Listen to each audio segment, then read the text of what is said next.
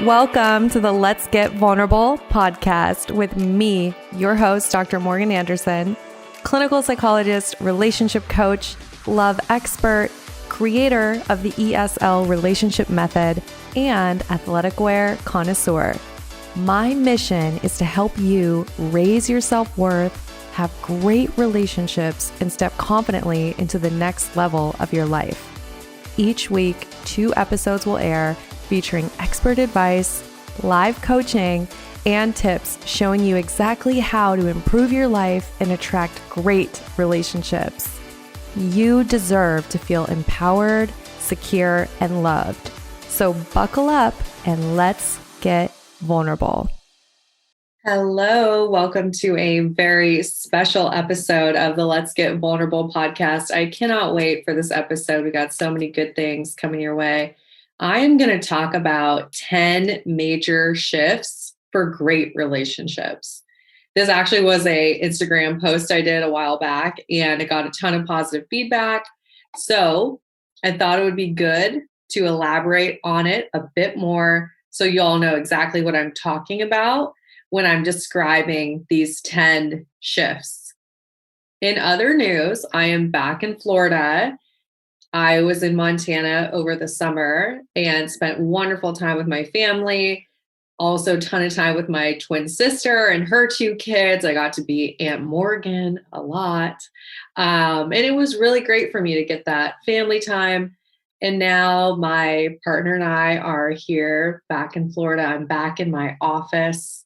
Life feels good. I will say it's such a different place. Like when I'm in Montana, everything's slow and people wave at each other as you drive by. And then I get to Florida and it's like, oh yeah, don't wave at people. Just try not to flip anyone off or have them flip you off, and try not to get in any accidents. Like it's a whole different driving environment. But I'm readjusting to the heat, trying not to faint. Yeah, that's what's up with me.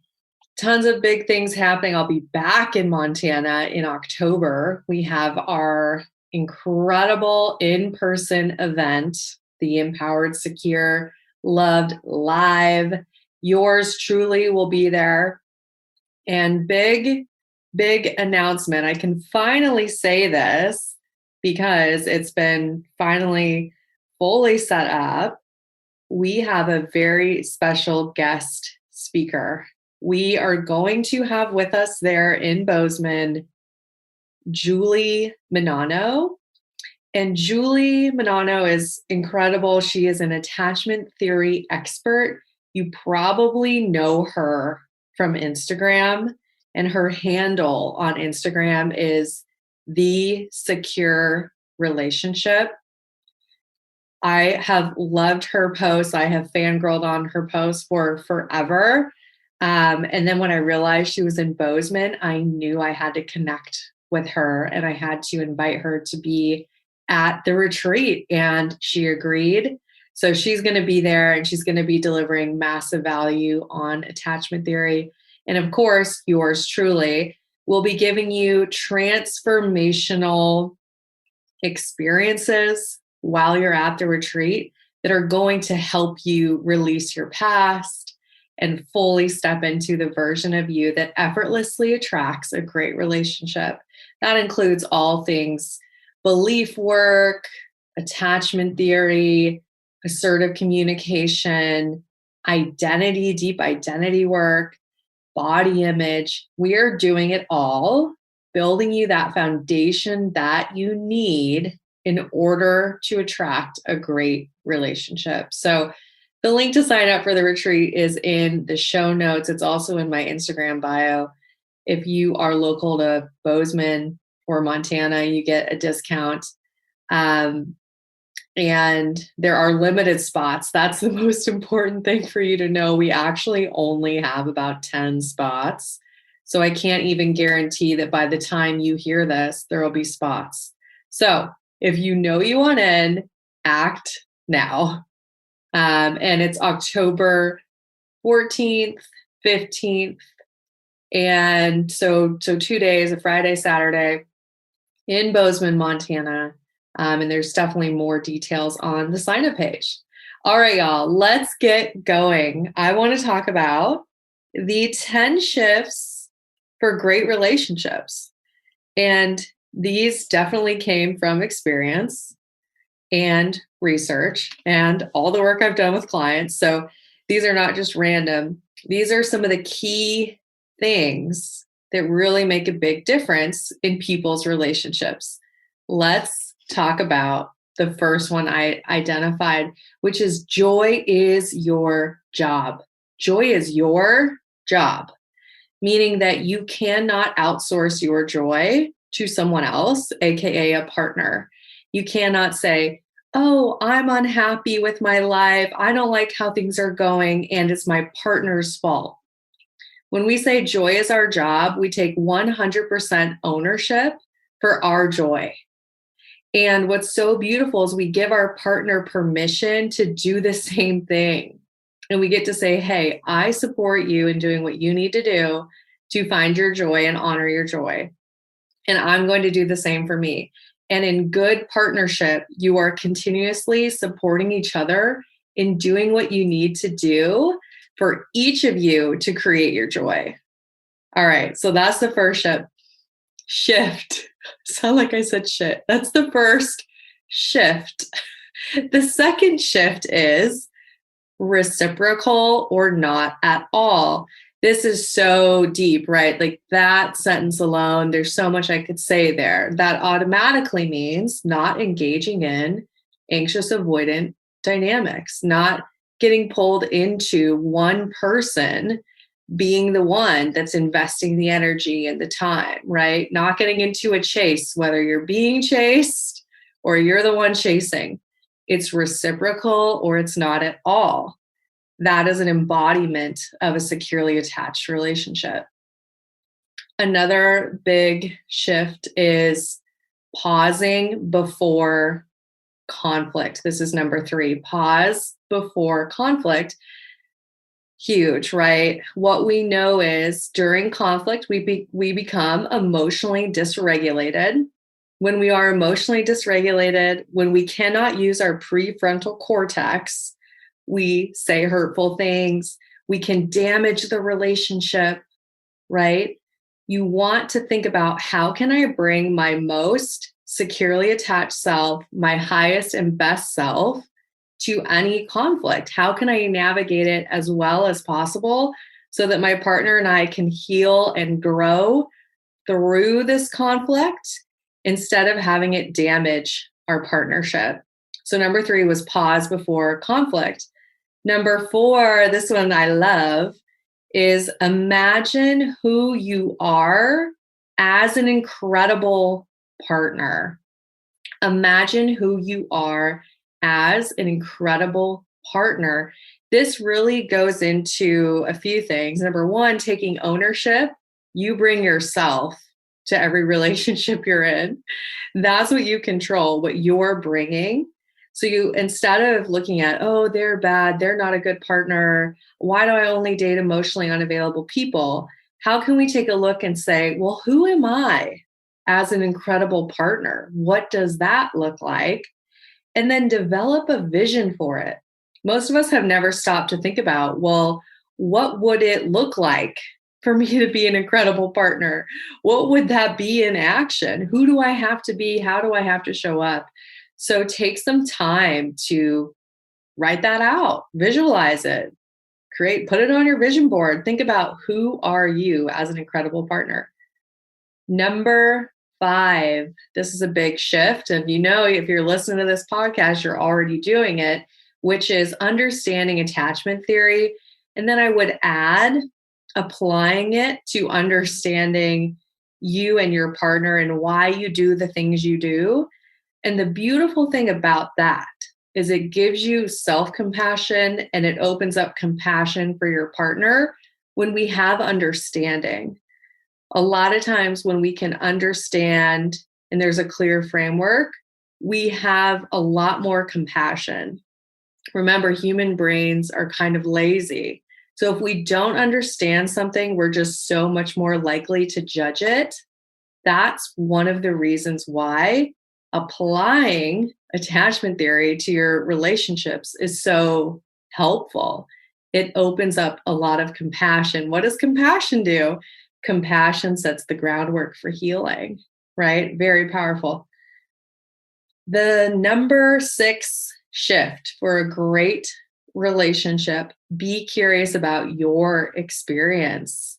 Curiosity is a superpower in relationships, and oftentimes we forget to tune into ourselves and be curious about what are we experiencing in the relationship?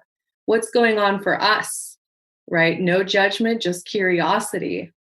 If we don't pause to do that, a lot of times there will be conflicts, resentment, things will get unmet. You'll have needs that are unmet over time, and that can lead to relationship death, right? So be very curious about your own experience and your own needs. Shift number 7 is be curious about your partner's experience. This one is huge because I think a lot of times we can be so worried about expressing ourselves, and we have so much fear around getting our own feelings out, our own experiences, and getting them expressed, that we forget to pause and really tune into our partners. So I want to remind you, part of a great relationship is being so curious with yourself, but also be curious about your partner. And this is where active listening skills come in. In the program, we teach women a specific conversation framework for this, which is called dialogue.